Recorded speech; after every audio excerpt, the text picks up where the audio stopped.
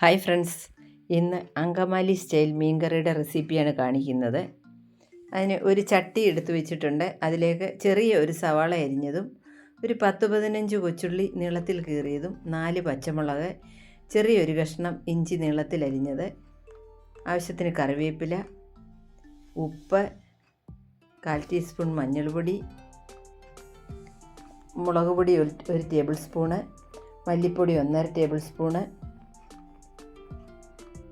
പിന്നെ ഇതിൽ വിനാഗിരി ചേർക്കണം, 1 ടേബിൾ സ്പൂൺ വിനാഗിരി, പിന്നെ വെളിച്ചെണ്ണ.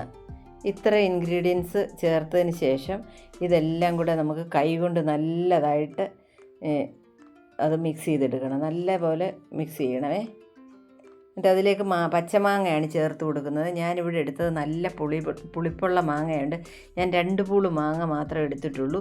മാങ്ങയുടെ പുളിക്ക് അനുസരിച്ച് വേണം മാങ്ങ ചേർത്ത് കൊടുക്കാൻ. ഇനി അതൊന്ന് അടച്ചു മാറ്റി വെക്കാം. അതിന് ശേഷം 1 മുറി തേങ്ങയുടെ 1-ാം പാലും 2-ാം പാലും എടുത്തിട്ടുണ്ട്. 1.5 കപ്പ് വെള്ളം ഒഴിച്ച് പിഴിഞ്ഞെടുത്ത 2-ാം പാൽ ചേർത്ത് കൊടുക്കാം. അത് നന്നായിട്ടൊന്ന് മിക്സ് ചെയ്ത് നമുക്ക് അടുപ്പിൽ ഒന്ന് തിളയ്ക്കാനായിട്ട് വെക്കാം. ഇത് ഇങ്ങനെ ഈ രീതി വെക്കുന്നത് നല്ലൊരു ടേസ്റ്റാണ് കേട്ടോ. എല്ലാവരും ട്രൈ ചെയ്ത് നോക്കണേ.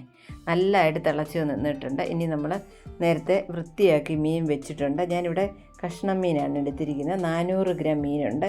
അത് ഓരോ മീൻ വീതം തിളയ്ക്കുന്ന മസാലയിലോട്ട് ഇട്ട് കൊടുക്കാം.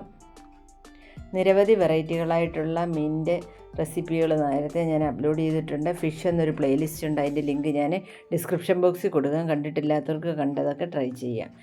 ഇനി ആ ഒരു സ്പാച്ചുല കൊണ്ട് മീനെല്ലാം ഇങ്ങനെ ചെറുതായിട്ടൊന്ന് താത്ത് കൊടുത്ത് അടപ്പടച്ച് വേവാനായിട്ട് വെക്കാം. നമ്മൾ ഏത് മീൻ കറി വെച്ചാലും ഒരു കാരണവശാലും തവിയൊന്നും ഇട്ട് ഇളക്കാൻ പാടില്ല. മീനെല്ലാം ഉടഞ്ഞു പോകും. ഇടയ്ക്കിടയ്ക്ക് ഇങ്ങനെ കലം ഇങ്ങനെ ഇതുപോലെ ചുറ്റിച്ച് കൊടുക്കുക മാത്രമേ ചെയ്യാവൂ.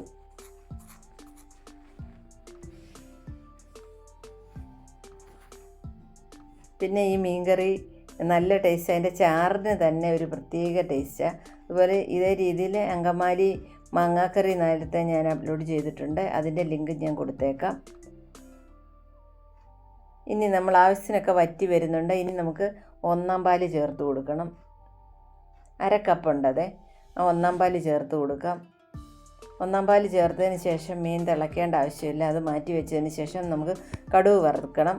ആവശ്യത്തിന് വെളിച്ചെണ്ണ ഒഴിച്ചു കൊടുത്തിട്ടുണ്ട്. അതിലേക്ക് 1/4 ടീസ്പൂൺ ഉലുവ ഇട്ട് കൊടുക്കാം.